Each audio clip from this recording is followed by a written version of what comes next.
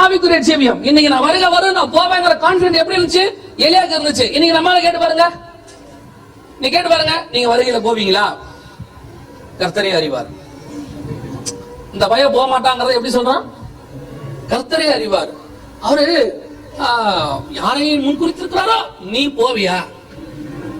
அவனுக்கே சந்தேகம். சரி, அவரை விட்டுருங்க, கூட இருக்கிறவங்க கேளுங்களேன். உங்க கணவன் போவாரா? உங்க மனைவி போகுமா அப்படின்னு கேட்டு பாருங்க. உங்க கணவன் போவாரா? கண்டிப்பா போக மாட்டார். அந்த ஆள் போவாருன்ற நமக்கு சந்தேகமே கிடையாது. இந்த ஆளு போகவே மாட்டார். ஏன்? இந்த ஆள் வருகையில போனா உலகத்துல எல்லாரும் போயிருவான், அந்த மாதிரி சொல்லுது. அவர் போக மாட்டார். சரி, அவரை விட்டுருவோம்.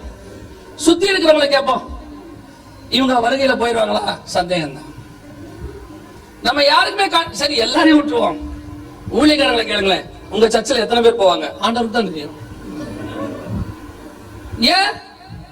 நாம வருகையில போறது நமக்கும் தெரியல, கூட இருக்கணும் தெரியல, சுத்தி இருக்கவனும் தெரியல, நம்மளை நடத்துறவங்களுக்கு தெரியல. அந்த அளவுக்கு தான் நம்ம ஜீவி இருக்கு பாருங்க. எலியா எடுத்துக்கொள்ளப்படுவது அவனுக்கும் தெரியுது, எலிசாவுக்கும் தெரியுது, ஊர்ல இருக்கிற தீர்க்கதரிசி புத்தருக்கும் தெரியுது. அதுதான் ஜீவியம். அந்த ஜீவியம் வாழ்றவனுக்கு எந்த கவலையும் இருக்காது. கர்த்தர் வரும்போது சொல்லுவான், இன்னைக்கு வருகை வரப்போது நான் போறேன், அவன் கான்பிடண்டா சொல்லுவான். அதனால இப்போ கூட்டத்துக்கு தயவு செஞ்சு என்ன செய்யாதீங்க, பயப்படாதீங்க. நிறைய பேர் சொன்னாங்களா, பாஸ்டர் முதல் நாள் சொன்னாரு, ஒருத்தர் வரவே மாட்டேன்ட்டாரா, பயமா இருக்குதுன்றாரு. எதுக்கு பயப்படணும்? ஏன் கவலைப்படுறீங்க? வருகையில நம்ம கன்ஃபார்மா போவாங்கிற தைரியம் இருக்கிறோம். ஏன் பயப்படணும்? நடக்கிற சம்பவங்களும் ரொம்ப பயமா இருக்கு. அது வருகைக்கு பின்னாடி நடக்க போகுது, நாம தான் அதுக்கு முன்னாடி போயிருவோமே. அப்புறம் எதுக்கு பயம்? அல்லேலூயா. உற்சாகமா இருக்கிறீங்களா இல்லையா? இவ்வளவு சொன்ன பிறகு பயப்படுறீங்க. பயப்படலங்கிறவங்க அல்லேலூயா சொல்லுங்க பாப்போம். யோசிக்கிறாங்க, தானே என்ன சொல்றாங்க, நம்ம அல்லேலூயா சொல்லலாமா வேணாமா? ஏன்னா நேத்து இப்படி சொல்லிதான் மாட்டிட்டோம், அப்படிதானே? நான் நல்ல விஷயமா தான் கேட்கிறேன். பயப்படலங்கிறவங்க அல்லேலூயா சொல்லுங்க பாப்போம். பாத்தீங்களா, ஃபர்ஸ்ட் செக் பண்ணி பாத்துருக்காங்க. இருக்கட்டும், கவனிங்க. தயவு செய்து இந்த மாதிரி ஏதாவது வீடியோஸ் வந்தாலும் என்ன செய்யாதீங்க, நம்பாதீங்க. வருகை வந்துருச்சு, இப்படி எல்லாரும் எடுத்துக்கொள்ளப்படுறாங்க, இப்படி ஏதாவது வீடியோஸ் வந்தா தயவு செஞ்சு நம்பாதீங்க. ஒருவேளை உங்களுக்கு ஒரு சந்தேகம் இருக்கும், ஒருவேளை உண்மையிலேயே வருகை வந்தா, ஒருவேளை வருகை வந்து அது அந்த வீடியோ வந்துச்சா, முதல்ல தெரிஞ்சுக்கொள்ளுங்க, நீங்க வருகையில போறது எந்த வீடியோலும் வராது. அதனாலதான் நமக்கு முன்னாடி உள்ள பரிசுத்தவான்கள் அதை டிஃபரன்ஷியேட் பண்றதுக்காக ஒரு வார்த்தையை சொல்லி வச்சாங்க, ரகசிய வருகை அப்படின்னு. உடனே எல்லாரும் கேக்குறாங்க, ரகசிய வருகை இருக்கா? பைபிள் அந்த வார்த்தை இருக்குதா? அவங்க என்ன செஞ்சாங்கன்னா, பகிரங்க வருகைக்கும் இந்த வருகைக்கும் வித்தியாசத்தை உண்டாக்குறதுக்காக என்ன சொல்லி வச்சாங்க, ஒரு ரகசிய வருகைன்னு புரிதலுக்காக சொல்லி வச்சாங்க. பல்லு விளக்குன்னு கூட தான் பைபிள்ல இல்ல. நம்ம விளக்கல, நம்ம கேக்குறோமா பல்லு விளக்குன்னு இருக்கோ அப்படின்னு கேக்குறோமா? நான் எதுக்கு சொல்றேன், இந்த சபை எடுத்துக்கொள்ளப்படுதல் இருக்கு, அது கண்டிப்பாக யாருக்கு என்ன செய்யாது தெரியாது. திருடனை போல வருவான்னு இருக்கு. ஒரு இமை பொழுதுல ஒரு நிமிஷத்துல என்ன ஆயிரும், மறுபயம். ரெண்டாவது, எடுத்துக்கொள்ளப்படுற அன்னைக்கு பூமியானது அந்தகாரப்பட்டிருக்கும். இந்த எந்த ரேடாரும் எந்த சேட்டலைட்டும் உங்களை என்ன செய்யாது, வராது. காணாம போன M370 என்ன சொல்லுவாங்க, மலேசியா விமானத்தை இவங்களால கண்டுபிடிக்க முடியல, நம்மளே கண்டுபிடிக்க போறாங்க. மறுரூமாகும் போது நம்ம யாருமே, ரெண்டாவது நம்ம சரீரம் மறுரூமாகி போகுமே ஒழிய ஆவி இல்லாம மாறி போக போறமே ஒழிய எந்த வீடியோல எதுலயும் என்ன செய்யாது, வராது. அதனால வீடியோ வந்துச்சு, ஆடியோ வந்துச்சு. கடைசி காலத்துல இந்த வாட்ஸ்அப் வந்தது நிறைய பிரச்சனை. இப்படி அப்படி ஒரு வீடியோ இப்படி ஒண்ணு வருது. தூதன் சமீபத்துல ஒண்ணு வந்துச்சு பாருங்க, தூதன் வராரு. பாத்தீங்களா அந்த வீடியோ வாட்ஸ்அப்ல, 2 தூதன் பறந்து வர மாதிரி. அது உண்மையா பொய்யா? எங்களுக்கே சந்தேகம் தான் இருக்குன்றீங்களா? யோசிச்சு பாருங்களேன், தூதன் வர்றது எப்படிங்க வீடியோல வரும்? அவ்வளவு வீக்கான தூதனா? சரி, அது கூட போட்டோம். நான் உங்களுக்கு வசனத்தின்படி சொல்றேன். அந்த வீடியோ பாத்தீங்களா, தூதன் வந்த வீடியோவை? சரி, அந்த தூதனுக்கு எத்தனை செட் இருந்துச்சு? 2 இருந்துச்சா? வாசிங்க, ஏசாயா தீர்க்கதரிசன புஸ்தகம் 6ஆம் அதிகாரம். ஏசாயா தீர்க்கதரிசன புஸ்தகம் 6ஆம் அதிகாரம் 2ஆம் வசனம் வாசிங்க.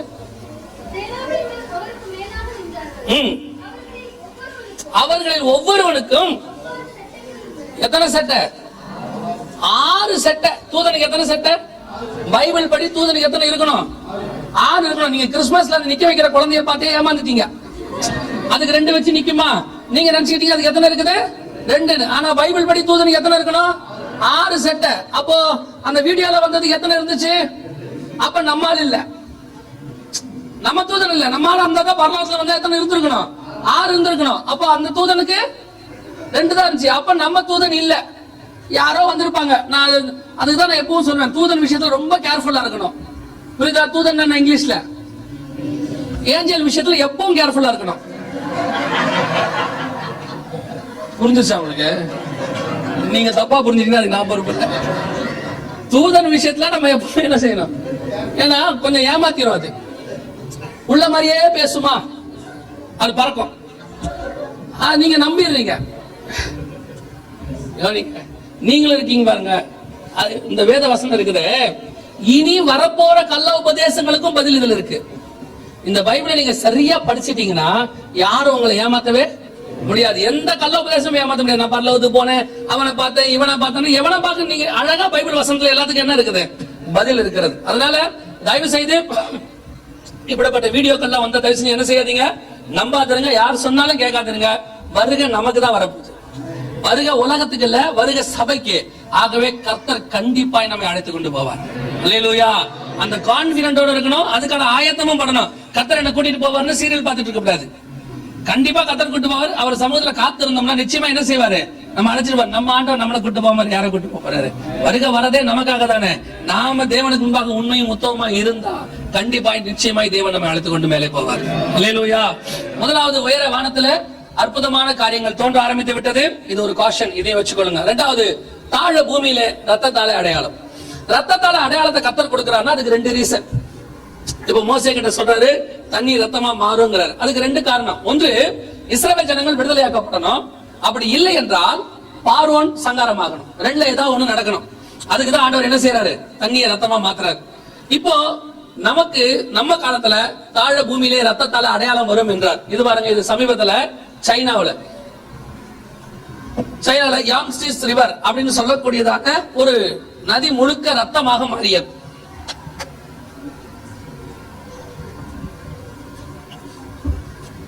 இது சைனா டிவில வந்தது, அவங்க எடுத்து போட்டிருந்தாங்க.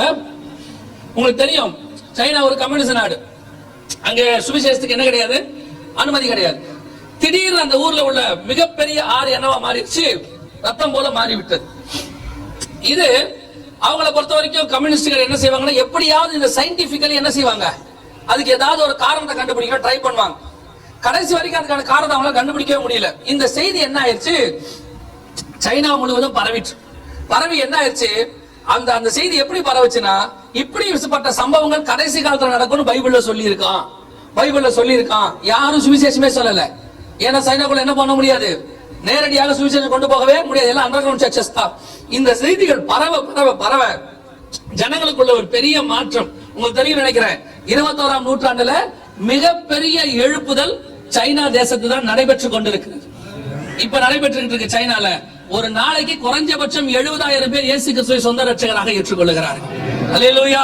அந்த அளவுக்கு பெரிய எழுப்புதல். இன்னைக்கு சைனாக்குள்ள அரசாங்கத்தால கட்டுப்படுத்த முடியாத அளவுக்கு ஒரு காலத்துல பைபிள் வாசிக்கிறவங்களையும் கிறிஸ்தவர்களையும் பிடிச்சி ஜெயில போட்ட அரசாங்கம் இன்னைக்கு வேற வழி இல்லாம சபை நடத்துங்க, ஆனா அரசாங்கத்தை சொல்லிட்டு நடத்துங்க, பெர்மிஷனோட நடத்துங்க என்று சொல்லி அரசாங்கம் இறங்கி வந்திருக்கிறது. அதான் நான் சொல்லுவேன், கர்த்தருடைய சுவிசேஷம் எந்த இரும்பு கதவையும் உடைக்கும், எந்த ராஜாவையும் முகங்குப்புற விழ வைக்கும். அந்த சுவிசேஷத்துக்கு அப்படி ஒரு வல்லமை உண்டு. அதுதான் கர்த்தருடைய சுவிசேஷம்.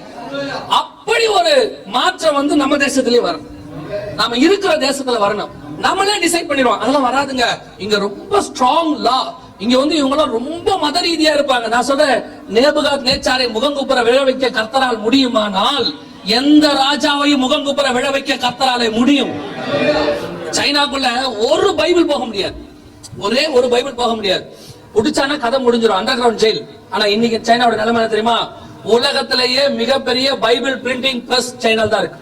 இங்க பாருங்க, சைனால தான் உலகத்திலேயே மிகப்பெரிய Bible printing press, world biggest Bible factory எங்க சைனாக்குள்ள. ஏன்னா பைபிள் பத்தல.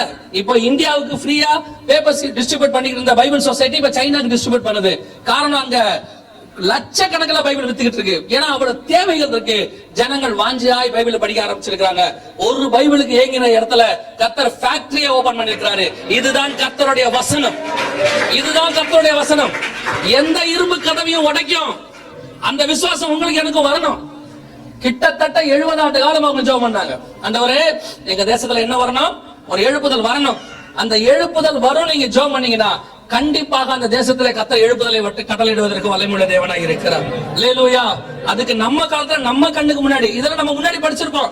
ரிச்சர்ட் உம்ராண்டு, வன்னியா, இந்த சம்பவம் எல்லாம் படிச்சிருப்போம். எழுப்புதல் வந்துச்சு அப்படின்னு 1906 அசூசா ஸ்ட்ரீட்ல வந்துச்சு, இதெல்லாம் படிச்சிருப்போம். ஆனா நம்ம கண்ணுக்கு முன்னாடி கர்த்தர் நிதர்சனமாக ஒரு சாட்சியை காட்டி வச்சிருக்கிறார்.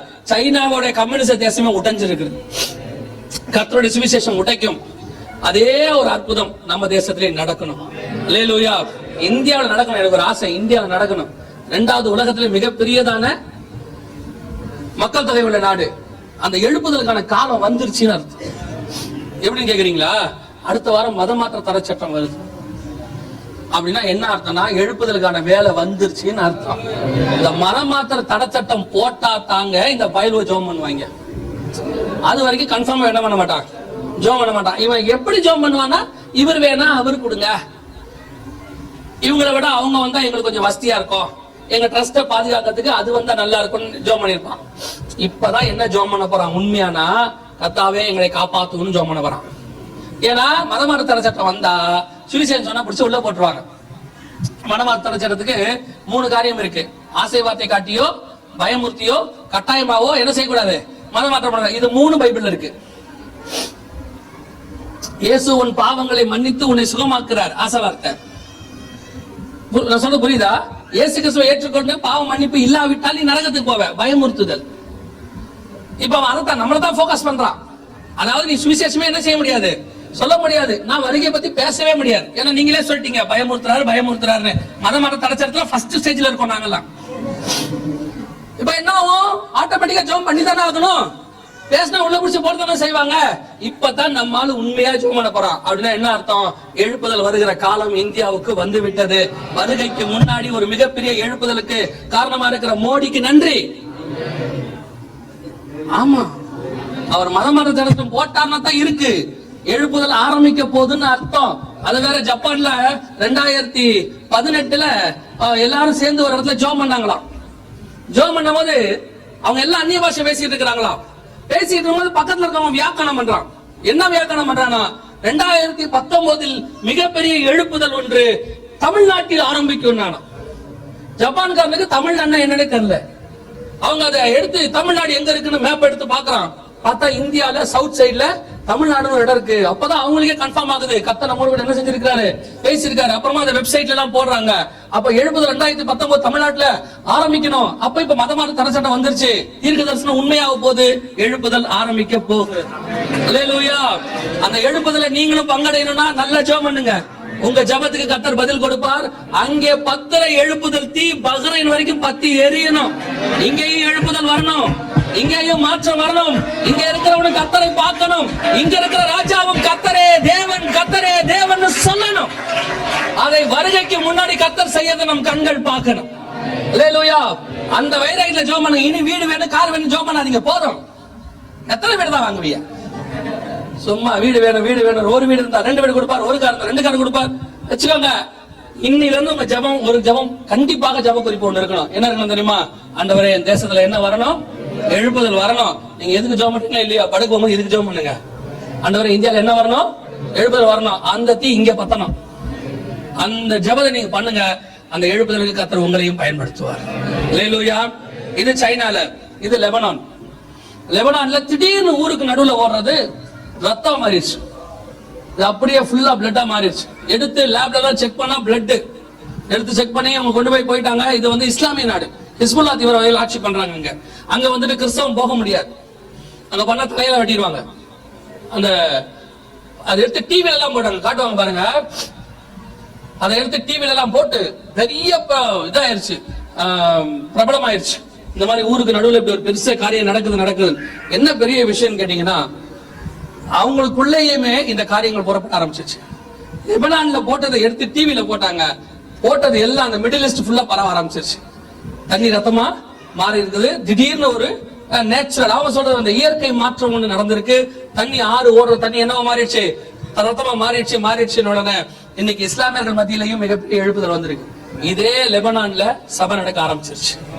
எனக்கு தெரிஞ்சவருடைய சபை ஒண்ணு இப்ப எங்க நடக்குது, லெபனான்ல நடக்குது. எல்லா பகுதியிலும் ஒரு ஊழியக்காரர் புக் எழுதியிருக்கிறாரு. ரொம்ப ஆச்சரியமான ஒரு காரியத்தை எழுதியிருக்கிறார். என்னன்னா, நான் நம்புறேன், அதை விசுவாசிக்கிறேன், நடந்திருக்கும்.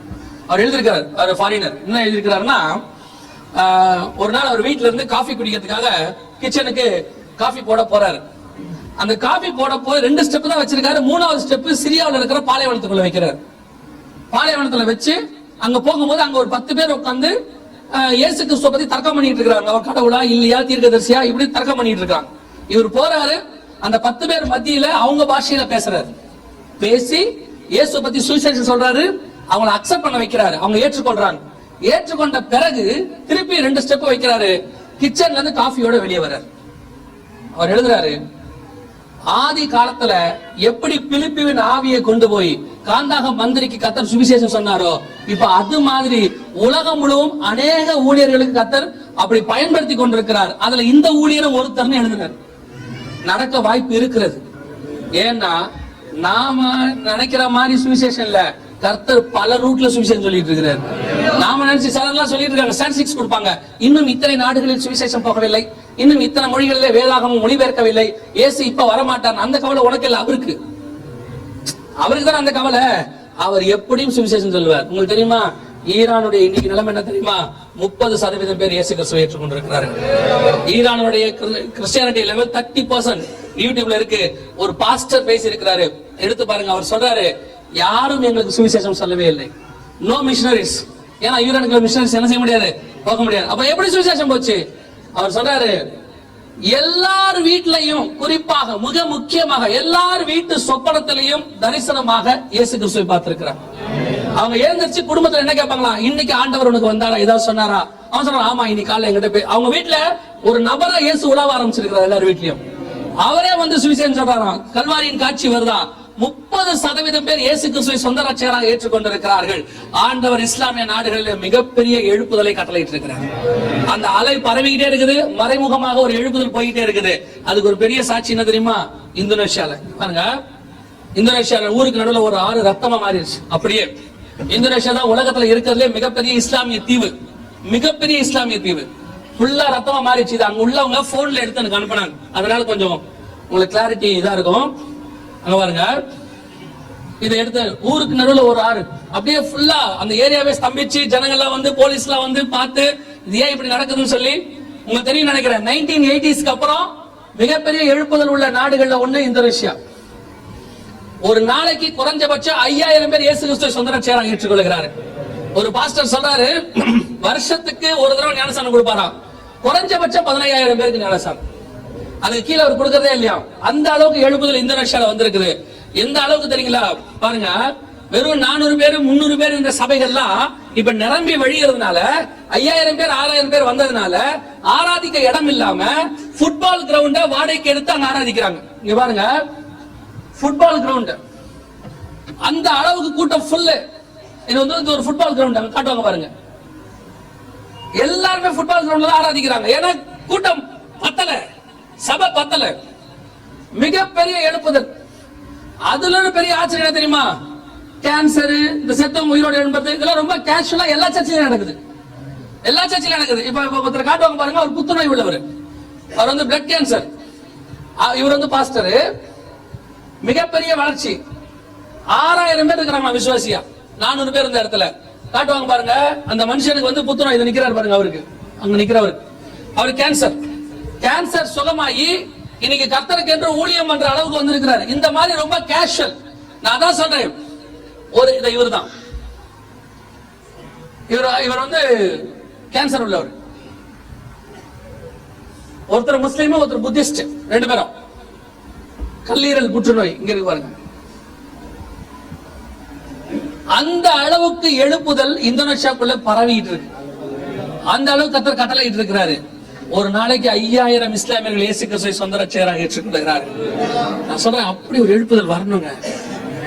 நம்ம சபைக்கு ஒருத்தர் நோயா வந்து அந்த நோயோட அவன் திரும்பவே கூடாது. சபை அப்படிப்பட்ட ஆதிகால சபையாக மாறணும். சபைக்குள்ள இருக்கிறவங்க அந்த வல்லமையோட வரணும். சபைக்கு பணக்காரன் ஆகணும் வராத, சபைக்கு வரும்போது கர்த்தர் என்ன பயன்படுத்தணும் உள்ள வரணும். ஒவ்வொரு விசுவாசியும் ஒவ்வொரு எவாஞ்சலிஸ்டா மாறணும். ஒவ்வொரு விசுவாசிக்குள்ளையும் வரம் கிரியை செய்யணும். நீ போய் கைய வச்சா அந்த ஜுரம் ஓடி போகணும்.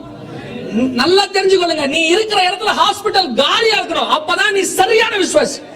கர்த்தர் உன்னை அப்படி எடுத்து பயன்படுத்தணுங்கிற வைராகியம் வரணும். நம்ம சபை சரியில்லை, அவ்வளவுதான் நான் சொல்லுவேன். நாம சரியில்லை. நாம சரி இருந்தா தேசம் சரியா இருக்கும். நம்ம என்ன சொல்றோம்? தேசம் சரியில்லை, மோசமா போச்சுன்னு. சபை சரியில்லாத இடத்துல தான் தேசம் தப்பா போகும். சபைக்குள்ள எழுப்புதல் வந்தால் அந்த எழுப்புதல் தேசத்துக்குள்ள போகும். நான் திருப்பியும் சொல்றேன், நல்லா கவனிச்சுக்கொள்ளுங்க. எழுப்புதல் என்பது வெளியே இருந்து உள்ள வராது. எழுப்புதல் என்பது உள்ள இருந்து தான் வெளியே போகும். அது பைபிள்லயும் அதான் ப்ரூஃப், வரலாற்றிலேயே அதான் ப்ரூஃப். நீங்க என்ன நினைக்கிறீங்க? எழுப்புதல் நம்ம யாராவது கூப்பிட்டு எல்லாரும் 5000 பேர் சேர்ந்து ஒரு இடத்துல ஜெபம் பண்ணுவோம், எல்லா ஊழியக்காரங்களும் சேருவோம், ஜெபம் பண்ணுவோம். எழுப்புதல் வராது. நான் சொல்றேன், வராது. உங்க சபையில இருக்கிற நல்ல விசுவாசி 10 பேரை கூப்பிட்டு முழங்கால் போட்டு ரெகுலரா ஜெபம் பண்ணு. அங்க பத்தும் ஒரு தீ, அது பஹ்ரைன் முழுக்க பத்தும். நீங்க எல்லாம் இன்னைக்கு நம்ம எப்படிப்பட்டவங்க ஆயிட்டாங்க தெரியுமா? ஃபேண்டசி மினிஸ்ட்ரி, பெருமைக்கான ஊழியம். எல்லாரும் சேர்ந்து மேடையில உட்கார்ந்து ஓ வராது, உன்னால வராது, நீ வேஸ்ட். நான் சொல்றேன், யாரு ரூமுக்குள்ள போய் முழங்கால் போட்டு கதறையோ ஓ மூலமா தான் கர்த்தர் எழுப்புதல கட்டளை இடுவார். நீதான் அந்த ஆளு, நீதான் அந்த ஆளு.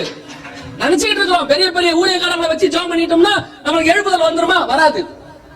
பெரிய ஊழியக்காரன் மூலமா எழுப்புதல் வராதுங்க. நான் இப்போ சொன்னீங்க, ஒரு நீங்க தப்பா எடுத்துக்க, நீங்க என்ன வேணா பண்ணீங்க. ஆனா இவங்க செய்யறதெல்லாம் சரி. ஏன் தெரியுமா? இவங்க எல்லாம் எழுப்புதலுக்காக தேசத்தை ஆயத்தப்படுத்திட்டு இருக்காங்க. ஆனா எழுப்புதலை கொண்டு வருகிற ஒருத்தன் வேற எங்கேயோ இருக்கிறான். அதுவும் சபைக்குள்ளதான் இருக்கான், சபைக்கு வெளியவே கிடையாது. இங்க எத்தனையோ சபைக்காரங்க வந்திருக்கிறீங்க.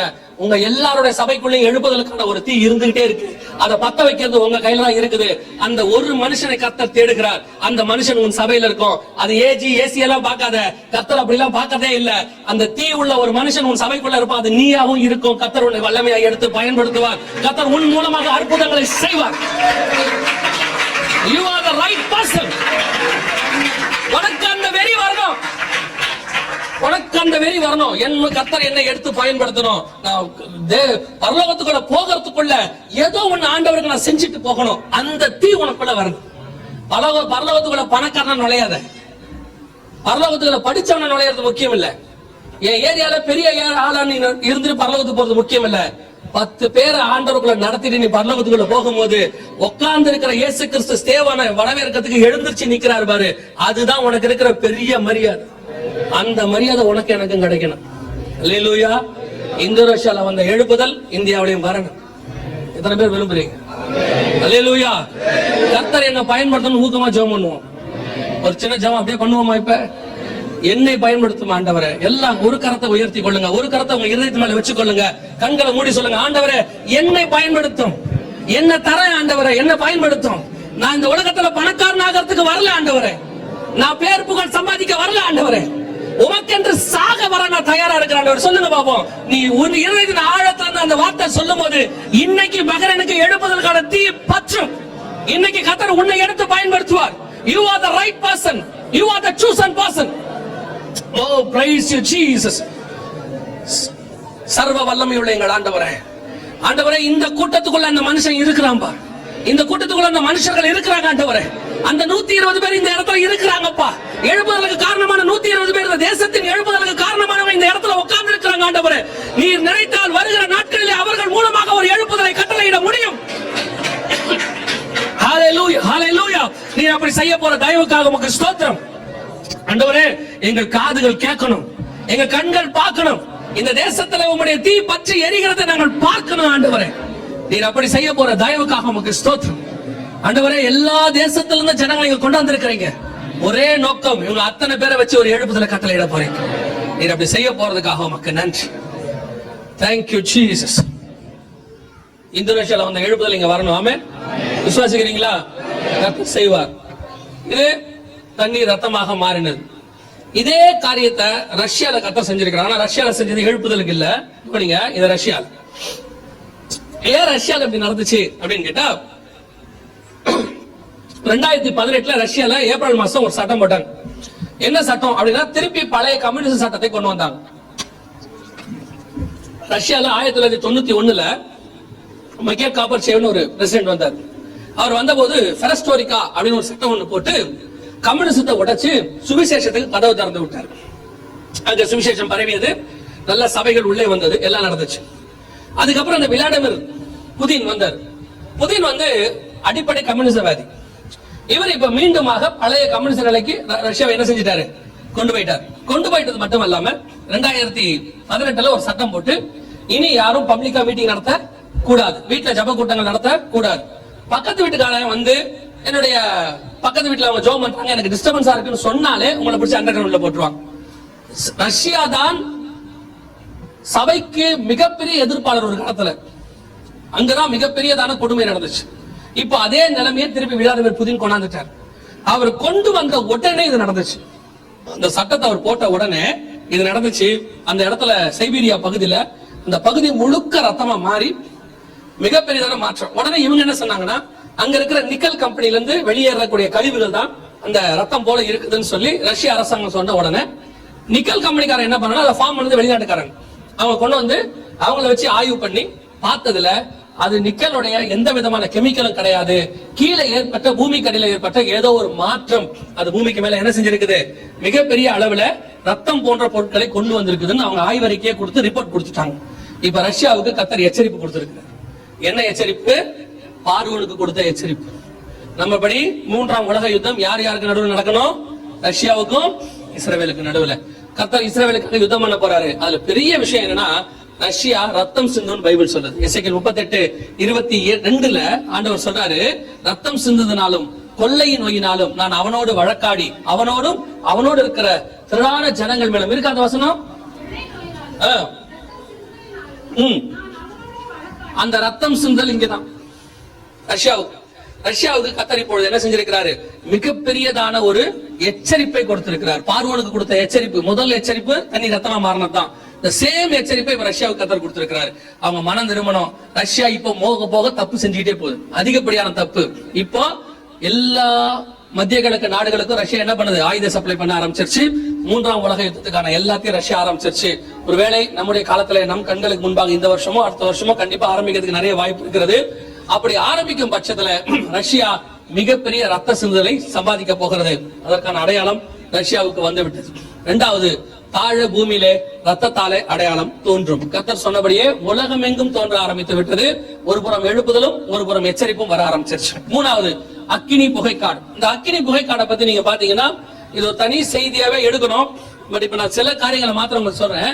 சமீபத்துல ஆக்டிவ் வால்கனோஸ், இந்த வார்த்தையை நீங்க எழுதிக்கோங்க, எழுதுறவங்க செய்தி எழுதுறவங்க எழுதி கொடுங்க.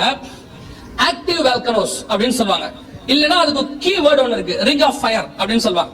பூமிக்கு அடியில் இருக்கக்கூடியதான வெடிக்கும் தருவாயில் உள்ள எரிமலைகள். இது 1000 வருஷமா 500 வருஷமா உள்ள என்ன செஞ்சிச்சு, எரி குழம்புகள் ஓடிக்கிட்டே இருந்துச்சு. இப்போ இந்த எரிமலைகள் எல்லாமே வெடிக்க ஆரம்பிச்சிருக்கு. ஆக்டிவ் வால்கனோஸ் அப்படி இல்ல ரிங் ஆஃப் ஃபயர். இது தனி மெசேஜ் எடுக்கணும். இப்ப நம்ம இதுக்கு ஒரு பாயிண்டா மட்டும் அதை நான் சொல்றேன்.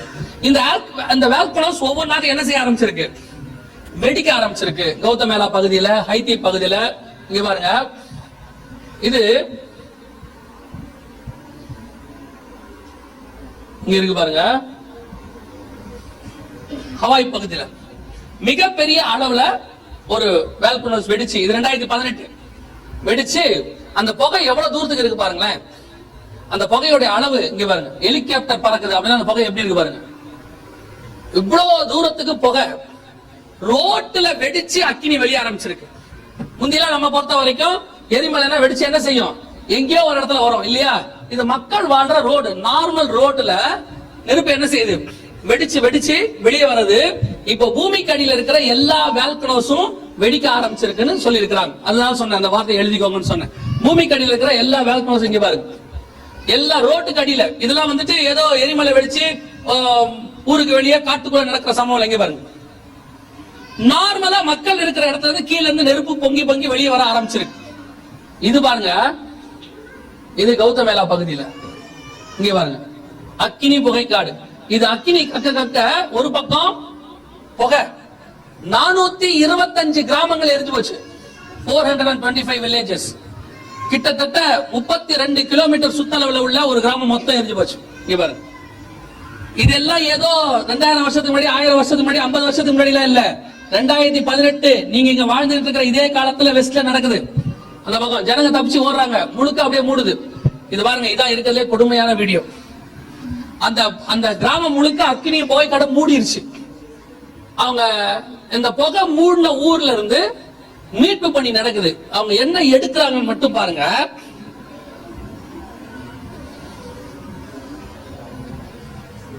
அப்படியே முழுக்க மூடிருச்சு. அங்க பாருங்க, இது 2018 நடந்தது. 2018 இப்போ ஒரு 6 மாசத்துக்கு முன்னாடி நடந்த சம்பவம். நம்ம கண்ணுக்கு முன்னாடி கர்த்தர் நம்மள கிருபையா வச்சுக்கிட்டு இருக்கிறாரு. இத பார்க்கும்போது ஒண்ணு தெரியணும், இதெல்லாம் குளிர்ச்சியான தேசம். அங்கே இந்த போர்டு உங்களுக்கு எல்லாம் சொல்லவே வேண்டாம், பைப் லைன் கீழே போய்கிட்டே இருக்கு.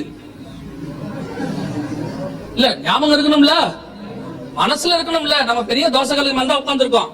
எப்ப பத்த வச்சாலும் கதை முடிஞ்சு. உங்களுக்கு தேவையில்ல, மேல இருந்து வேற ஊத்துது. கவனிங்க, இது யுஎஸ்ல ஒரு மாகாணம் முழுக்க எரிஞ்சிருச்சு. ஒரு மாகாணம் முழுக்க ஃபுல்லா, எங்க பார்த்தாலும் வைல்ட் ஃபயர், காட்டுத்தீ, எல்லா பக்கமும் நெருப்பு, புகை. இந்த வீடியோ எல்லாம் ரொம்ப கொடுமையான வீடியோ. தப்பிச்சு ஓடுறாங்க, எல்லாம் அந்த ஊரே எரியுது, தப்பிச்சு ஓடுறாங்க. அவங்கள வந்து நெருப்பு அப்படியே மூடும். அந்த காரை வந்து நெருப்பு வந்து என்ன செய்யணும், அப்படியே மூடும். இங்க பாருங்க,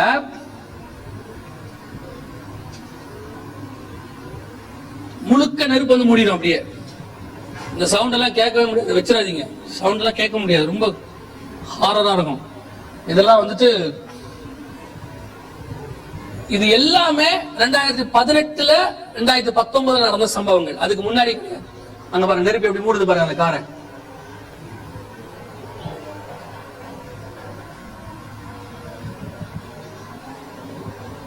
அவ்வளவுதான், அப்படியே மூடிடுச்சு.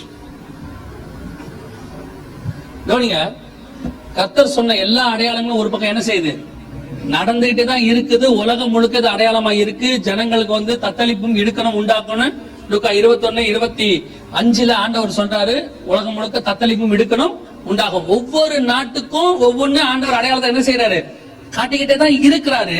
ஆனா வசனம் சொல்லுது, உணர்வுள்ள இருதயம் மட்டும் யாருக்கு இல்லையாமா, ஜனங்களுக்கு இல்ல. இத நம்ம எல்லாம் சம்பவமா தான் பாக்குறோமே ஒழிய, இதெல்லாம் முன்னறிவிக்கப்பட்டது. அதனுடைய விளைவுகள் நம்ம கண்ணுக்கு முன்னாடி என்ன செய்யுது, நடந்துகிட்டு இருக்கிற அந்த அறிவு மட்டும் நமக்கு இல்ல. ஒரு பக்கம் அக்கினி புகைக்காடு எல்லா பக்கமும் நடக்குது. வெஸ்ட் ஃபுல்லா அக்கினி புகைக்காடு, ஈஸ்ட் பக்கம் ஃபுல்லா அக்கினி புகைக்காடு. ஒரு பக்கம் தண்ணி ரத்தமா மாறிக்கிட்டு இருக்கு, ஒரு பக்கம் வானத்துல அடையாளம். இப்ப பாருங்க 4:5 சூரியன் இருளாகவும் சந்திரன் ரத்தமாகவும் மாறும். இதுக்கு பேரு டெட்ராய்டுன்னு பேரு.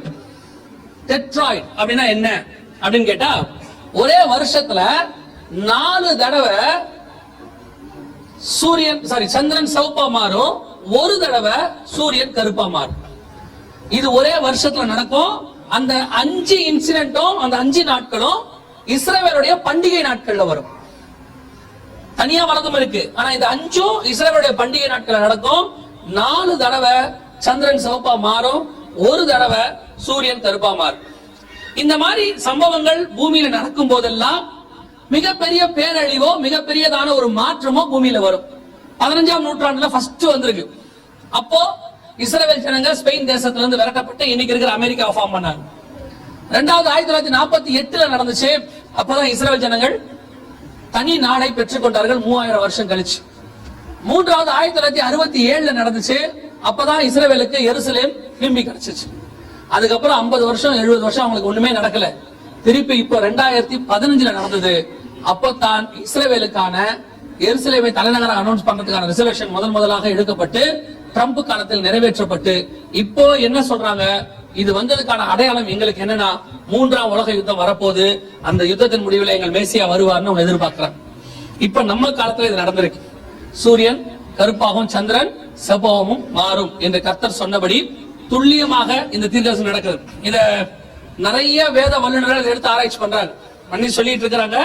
மிகப்பெரிய அளவுல கர்த்தர் சொன்னபடி யோவேல் 2:31 நம்ம காலத்துல இதுக்கு அப்புறம் இதே மாதிரி பினோமினன் இதுக்கு அப்புறம் 250 வருஷம் கழிச்சு என்பதான் நடக்குமா. நம்ம காலத்துல அதுக்கப்புறம் நடக்கிறதுக்கு என்ன இல்ல, ஒரு வாய்ப்பே இல்ல. இதுக்கப்புறம் இதே மாதிரி டெட்ராய்டு 200 வருஷம் கழிச்சு தான் வரும். ஆகவே இதுதான் கடைசி டெட்ராய்டு நம்ம ஜெனரேஷனுக்கு. அவங்க சொல்றாங்க, இதுதான் வருகைக்கான மிக முக்கியமான அடையாளமாக இருக்க போகிறது, உலக அழிவுக்கான ஆரம்பமாக இருக்க போகிறதுன்னு சொல்றாங்க. இது 5 அடையாளங்கள் பார்த்துட்டோம். 6வது அடையாளம், வானத்தின் நட்சத்திரங்கள் பூமிக்கு மேல் வந்து விழும். இந்த அடையாளம் வந்து இன்னும் நடக்கல, இது இப்பதான் நடக்க போகுது. இப்ப அதற்கான ஆயத்த பணிகள் நடந்திருக்கு. எப்படி நடந்திருக்கு இங்க பாருங்க. இது துருக்கில விழுந்தான கல். நல்லா கவனிங்க, நட்சத்திரம் இல்ல, இது கல்லு. நட்சத்திரம் இன்னும் விழல, கல்லு வந்து விழுந்திருக்கு வானத்துல இருந்து. யோசுவா காலத்துல கல்லு விழுந்த மாதிரியே இப்ப என்ன செஞ்சிருக்கு, துருக்கியில விழுந்திருக்கு. இந்த கற்கள் விழும்போது பைபிள் சொல்லுது 8ஆம் அதிகாரம் 7ஆம் வசனம் வெளிப்படுத்துற விசேஷத்துல, மரங்களில் 1/3 பங்கும் எல்லாம் வெந்து, அந்த 8, 7 வாசிங்க.